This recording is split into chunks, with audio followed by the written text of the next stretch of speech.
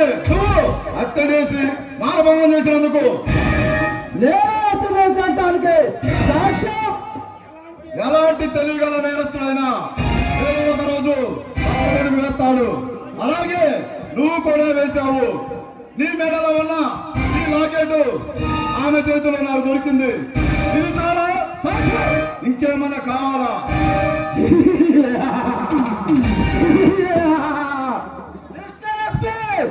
నీకు ఎంత డబ్బు కావాలని ఇస్తాను. ఆ లాకెట్ నాకు ఇచ్చాయి. లేదంటే ఈ అంకెలు చూపిస్తా. నీ విశ్వరూపం చూసి అల్లాక బాగా వీధుల్లో తిరిగే ఉన్న నా కొడుకులు ఉన్నావా?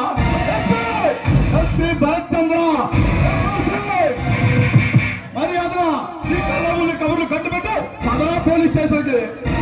చూడు ఎస్పీ భరత్ చంద్ర, నేను ఎన్ని లక్షలు చేసినా ఎన్ని మానవాళ్ళు చేసినా తర్వాత జరిపిన ఈ పోలీస్ యంత్రం మొత్తం చూస్తూ ఉండిపోవాల్సిందే.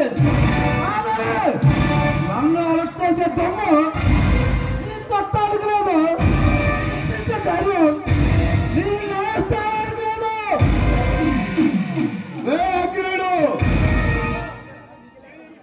నేనేమిటో ఇంటికి ముందే మర్యాదగా అరిస్తావు. అందుకుంటూ తీసుకెళ్తా.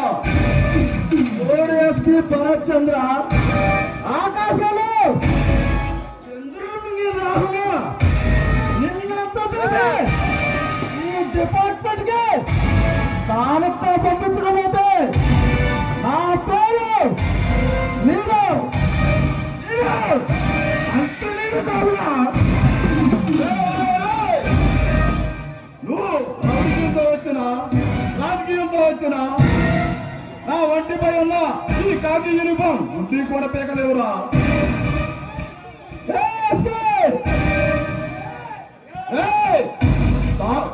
సావు కేక పెట్టకు, సావు కేక పెట్టాల్సి వస్తుంది. నేనెవరో తెలుసా?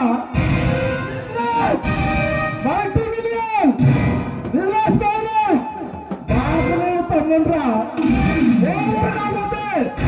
ఘోరంగా తెస్తావు.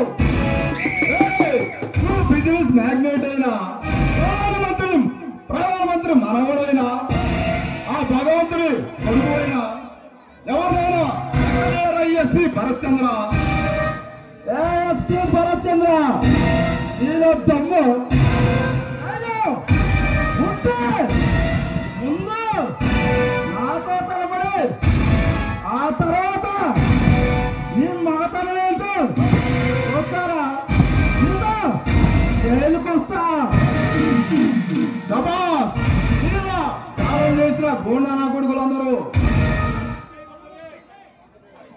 అరెస్ట్ చేయకపోతే నా అబ్బా వెంకయ్యనాయుడు పుట్టిన శంకర్ చెట్టు ముక్కంటే కాదురా. నీ వెనక దుష్టి సత్తులందరూ పిలిపించరా. కూడా తప్పేస్తారా కొడక. దమ్ముంటే రారా.